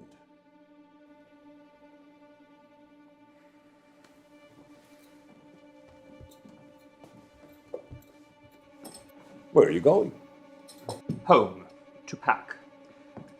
And to explain to my wife that I am not being deported or going insane. You do not have to take this risk. I have my reasons.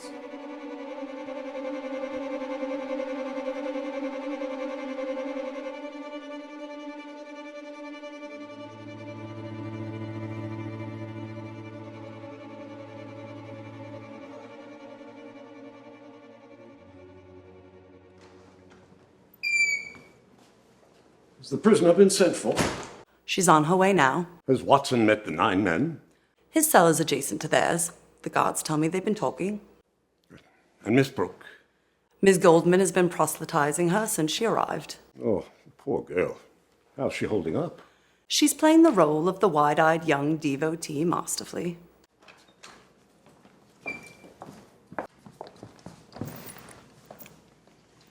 Are you the next interrogators to put me through the 3rd degree? You are Miss Goldman, I presume? I am. The photographs of you in the newspaper do not do you justice. Flattery from the great Sherlock Holmes. Is this how you soften up your female victims? You know who I am. Of course. They must be truly desperate to have brought you here. But don't flatter yourself. To me, you are just another state lackey. Suppose you want me to tell my story again? Not particularly. I'd like to hear your story. A female interrogator. I am educated and well qualified for the work I do. Get on with it, please, madam. As you wish. When the assassin Chogos was questioned about his propaganda of the deed... Propaganda of the deed? His shooting of this man McKinley was a decisive political action, taken to radicalize the masses and hasten the onset of the revolution. Ideas spring from deeds, Mr. Holmes, not the other way around. I see. During the interrogation, Chogos said he was inspired to act after hearing me speak. The authorities used this as an excuse to charge me with planning the assassination. They tracked me to the home of friends in Chicago and arrested me along with 9 innocent comrades. And you had no previous acquaintance with the assassin? Once, after a talk I gave in Cleveland, he wanted to know which books he should read. He asked unusual questions. I thought he was just another infiltrator sent to spy on me like all the others. Looks like I was wrong. He is a true revolutionary. Why do you say that? His actions have struck fear in enemy ranks and shown them that the proletariat of America has its avengers. Was this proletariat asking to be avenged? I see no outpouring of gratitude from them. As a revolutionary, he expects none. The deluded masses will mourn McKinley, but none will mourn Comrade Chogos as he is murdered for the crime of being sympathetic to their pain and doing something to ease it. Now, I've told you my story. I will answer no more questions. Good. I have none to ask. Why did you wish to see me, then? To bring you a message from your superior. My what? Professor James Moriarty.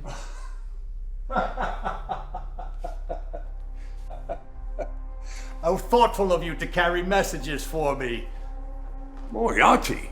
You're slipping, Holmes. You didn't recognize me standing in the same room with you. Maybe it really is time for you to retire. But in fairness, being pushed over the edge of a cliff did somewhat alter my appearance. I have you to thank for that. You did get one thing right, though. I am her superior. I am everyone's superior. But Miss Goldman and I are not acquainted, so I cannot imagine what message you have for her. How the devil did you get in here? I am a welcome guest anywhere in the fair city of Chicago, and it's such a bargain, too. The politicians and police are cheap here. Are you surprised I did not die from my fall, Holmes? No, I knew you were still alive. Miss Goldman, there are vicious rumors circulating that you have accused me of high crimes. What are you talking about? Who are you? Oh, where are my manners? I am James Moriarty, Professor James Moriarty. Perhaps you've read some of my mathematical studies. No. Brilliant work, if I do say so myself. But no, I don't suppose you would have read them. Marx is more your cup of tea. And while we have not been formally introduced, Mrs. Shoes, I did have the pleasure of meeting your late husband. William? 4 years ago it was. Oh, sadly, the occasion of our meeting was most unpleasant for him. 4 years ago? You killed my husband. Why? Because I could. Oh, and spare us all the ordeal of avenging him by shooting me. We are all armed, but it seems the guards in this jail are all on my side. You did not come here to torment Mrs. Hughes. You came here for me. So let's finish this game. Marvelous idea. I completely agree. At our age, it is time to finally be finished with games. But there is someone missing. What? Who? Someone very important to our game. Gentlemen, could you please show the prisoner in?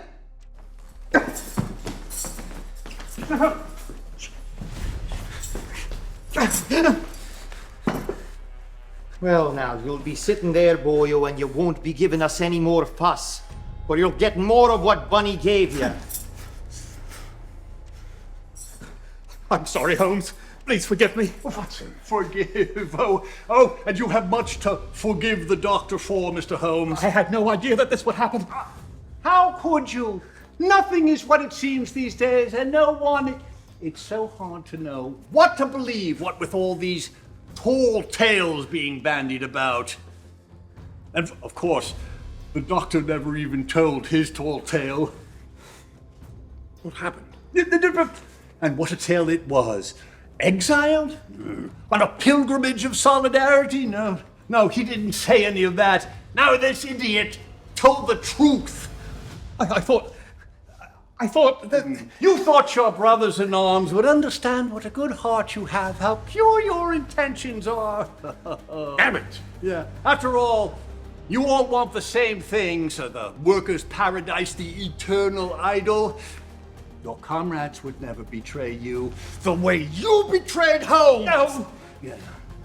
When it's a contest between your politics and your friends, we all know which one wins. The doctor had barely crossed the threshold of his cell when he spilled his guts. Seems he couldn't bring himself to be a bourgeois tool in the service of the evil state. You underestimated your friend's commitment to the cause and overestimated his friendship for you, Mr. Holmes. Not that your hands are clean. Your lie about Miss Goldman brought me here, and as soon as I arrived, I paid a call on my anarchist friends in this jail who told me the whole nasty business. So, you are part of the conspiracy. There is no conspiracy, at least not the one you've been chasing. We all want easy explanations and final solutions. This fanciful notion of an internationally coordinated conspiracy is something you have created in the theater of your mind. Ours is a world of slippery truths, Holmes. Succeeding in it requires the manipulation of perception, and I am a master of that. One truth that is not slippery is that the gentlemen unjustly imprisoned in this jail are not conspirators. They are my customers. Customers? This is one of my best-selling products. I can't wait to show you how it works. Are you mad? Is that a rhetorical question? No, I suppose not. I have my occasional moments of lunacy, as you do. And before you judge the doctor for what he's done to you, consider what you've done to him. Your obsession with revenge against me has finally driven you mad. In the end, and this is the end, it will drive you to take your friend's life, the life of Miss Goldman, the lives of the 9 men in the cells below us, and mine. It's a mighty powerful bomb. Mrs. Hughes will die as well, of course, but I think she's lost her zest for life since her husband's death. Perhaps she's found it again. What say you, Holmes? Bastard. What are you doing, Moriarty? I should think it would be perfectly clear. I am bringing our game to a conclusion, and I am letting you win. You accomplish your life's goal of avenging your mother's honor by killing me. You take the life of your duplicitous former friend, which, despite any guilt you may feel, actually does the world a favor by ridding it of one more socialist. And at the same time, you eliminate the Queen of Anarchy and 9 of her most vicious apostles. Not a final victory, but perhaps, but a real blow for king and country. You are mad. What's the matter, Miss Goldman? Is becoming a martyr for the cause? Boop. More than you bargained for? What do you gain by your own death? A small measure of immortality. Just as your only purpose in life has been to destroy me, my only real purpose has been to control. Control what? Everything. People, money, life, death. But with the advancing years, I came to realize that control does not create a legacy. In fact, quite the opposite. When I am gone, all I will leave is my absence. But if through my final action, I engineer the death of the woman whose ideas will change the world, for better or for worse, well, let's just say we will both be immortalized. And in the pages of history books, not in the pulp pages of penny dreadfuls. So, it was you that sent Mrs. Tonery. I didn't even try to hide that. Why? To see if your need to be remembered was as strong as mine. I think I got my answer. Was there any truth in any of those pages that you convinced her were written by Booth? Yes! And no.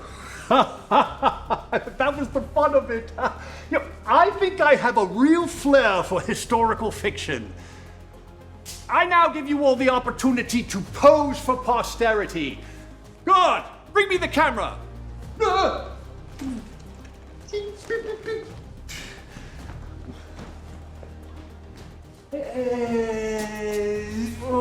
Would you... Come.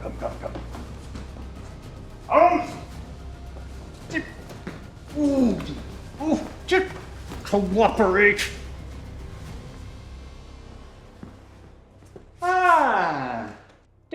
Look forward, radiant angels with bleeding wings. Oh, smile.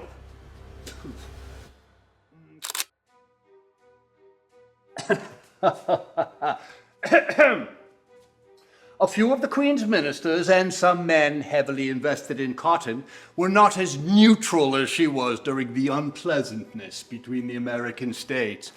Oh, the mighty Holmes, mentee to Dr. James Moriarty.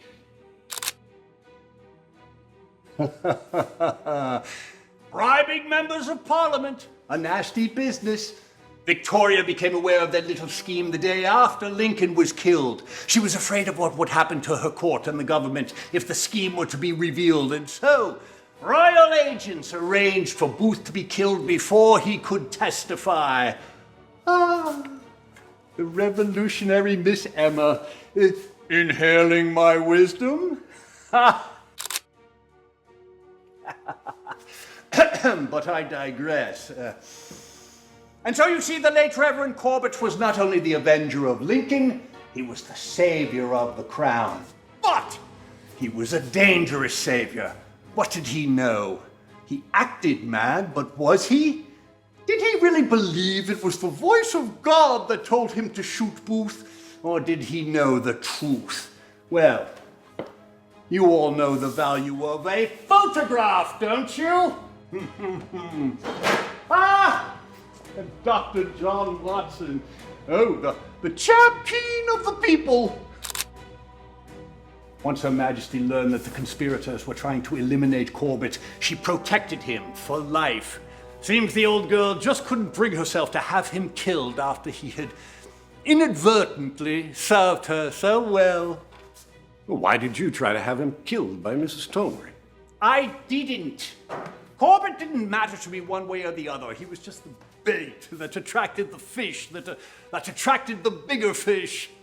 Well, how did you come to be in possession of this state secret in the first place? When I was a much younger man, one of the conspirators confided it to me. He was my employer at the time. He had hired me as a tutor for his sons. What's the matter, Holmes? Not what you were expecting to hear. Steady, Holmes.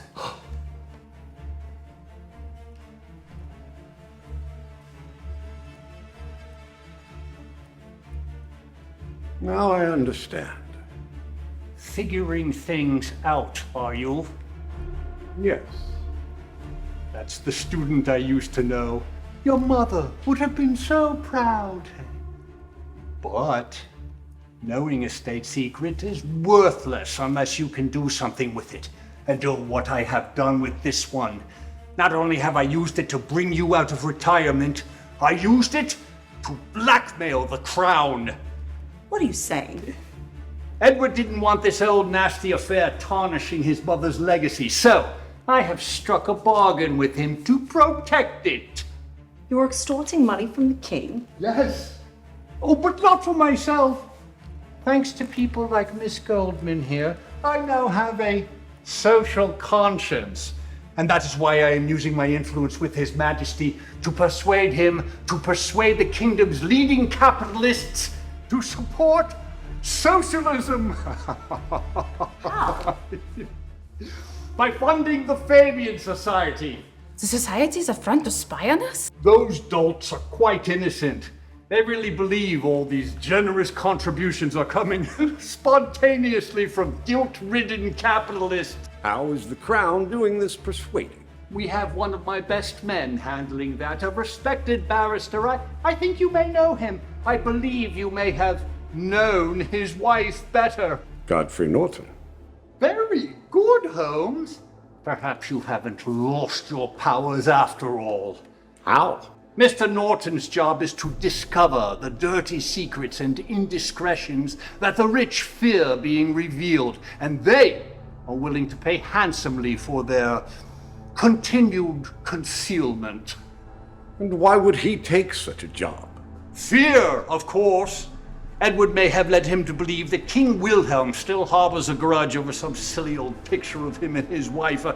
After all, only a king can protect you from a king. Good God. Delicious, isn't it? I'm blackmailing the Crown to use the husband of your beloved Irene to blackmail businessmen to support the means of their own eventual destruction. You are truly mad, but you strike a blow for the proletariat. I care nothing for your unwashed proletariat. Why are you doing it then? Because I can. All right, Moriarty. You win. No, you win, Holmes. Holmes, you cannot be serious. This is the only possible move left to play. Your logic is unassailable. It's a shame that we won't be alive long enough for us to play a few games of chess. I'm sure I could learn much from you. As you once did. You did teach me logic. Who would have ever thought that it would end like this? Please, Holmes, I'm begging you, do not do this thing. The taking of this life is senseless. It serves no purpose. You only think it's senseless because it doesn't serve your purpose. It makes perfect sense, actually. Still, it is a little sobering to realize how close to the end we are. Get on with it. Anyone have any last words? I do. Let me do it. What? No. I'm ready to die. All I ask is the pleasure of knowing that you will die by my hand. Well, that's a fair request. No, this is not the way it's supposed to happen. Ready? Hell is waiting to receive you!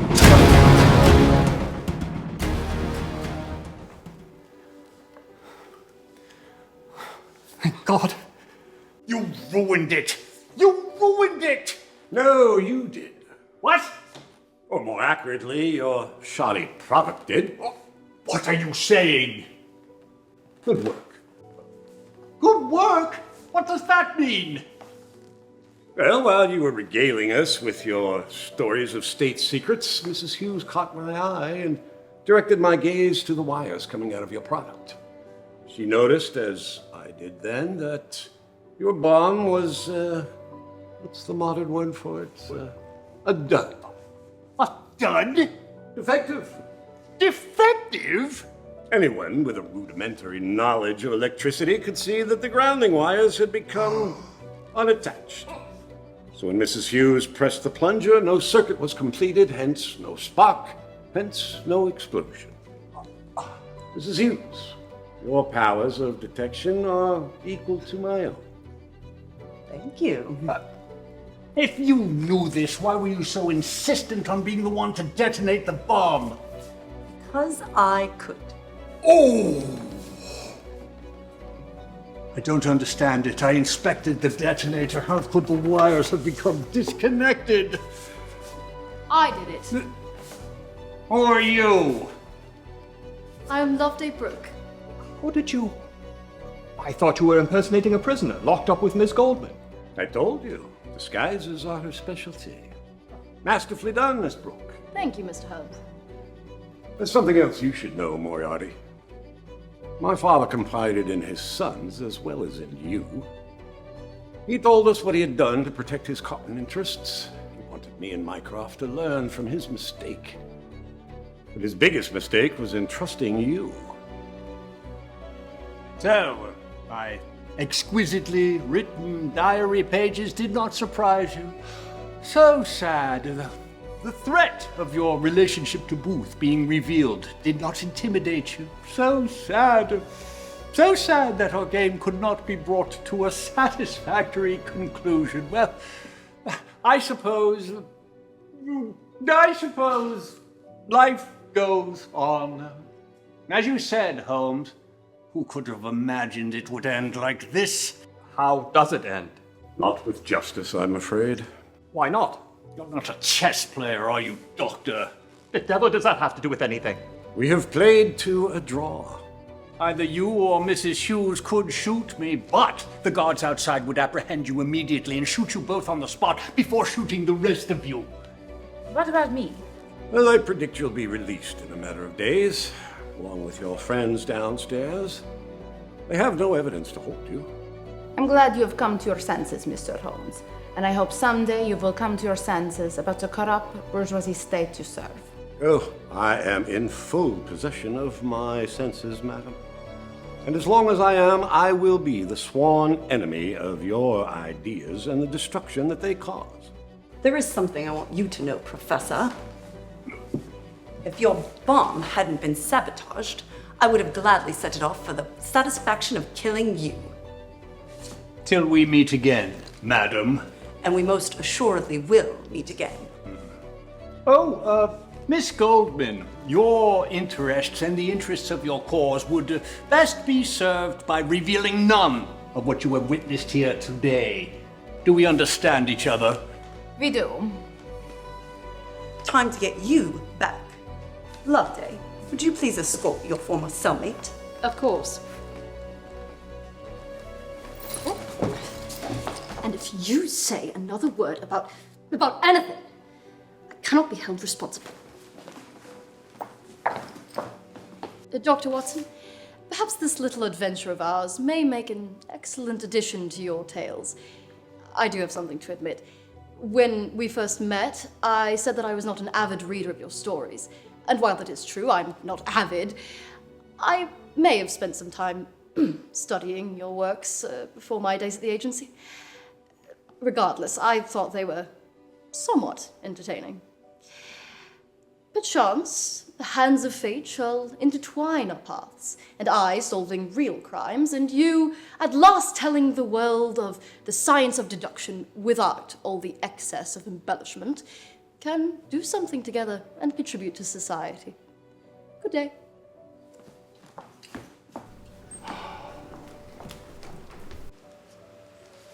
Madeline. Yes? Thank you. You're welcome, Sherlock. Well, gentlemen, it is time for me to take my leave as well. Back to England? Oh, no. I am bored with England. At the moment, Germany is better suited to a man of my talents. And Russia. A self-proclaimed mystic priest there has come to my attention. I think we could accomplish great things together. The world is toppling, gentlemen. If I am to live a while longer, I may as well help it topple. One more thing, Moriarty. In light of events, I would ask that you would relieve Mr. Norton of his duties and ask King Edward to assure him that he is safe. You never cease to amaze me, Holmes. You will do it then?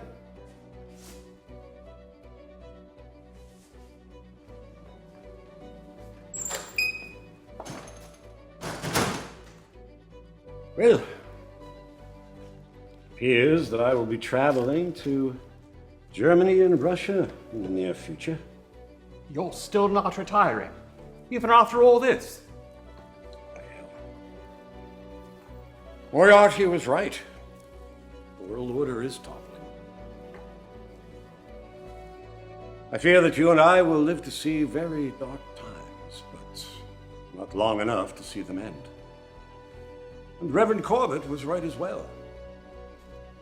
About what? It is not time yet for me to put down my cross. I do hope you will join me when you are able on my travels. Join you? Well, even a married man can spare some time for helping out an old friend now and then, can't he? Holmes, I don't know what to say. After what I did, I feared I no longer was your friend. You acted on your convictions, Watson. Misjudging people that you thought shared those convictions was not a betrayal. It was a mistake. A grave one, and one for which I am truly sorry. I am sorry too, my friend. My mistakes far outweigh yours. I've been ruled by fear and the need for revenge for far too long. So for whatever future that I may have left, and whatever that future may bring, I choose to be ruled by what Mr. Lincoln called the better angels of our nature.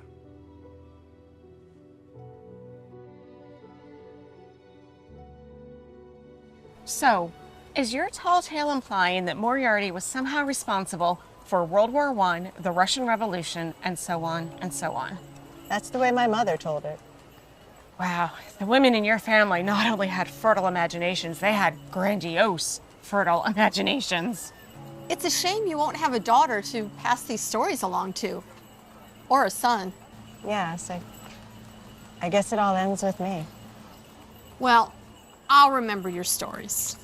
Thank you. What a heartwarming moment. Now, if you ladies don't mind, I'm still cold. I'm still hungry.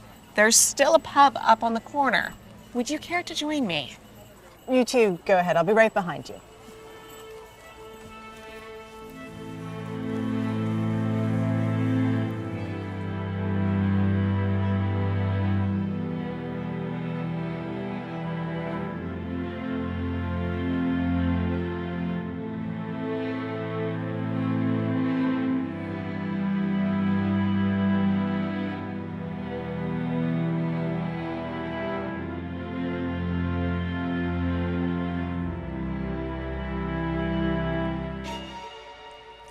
Only you can save them. Who are you?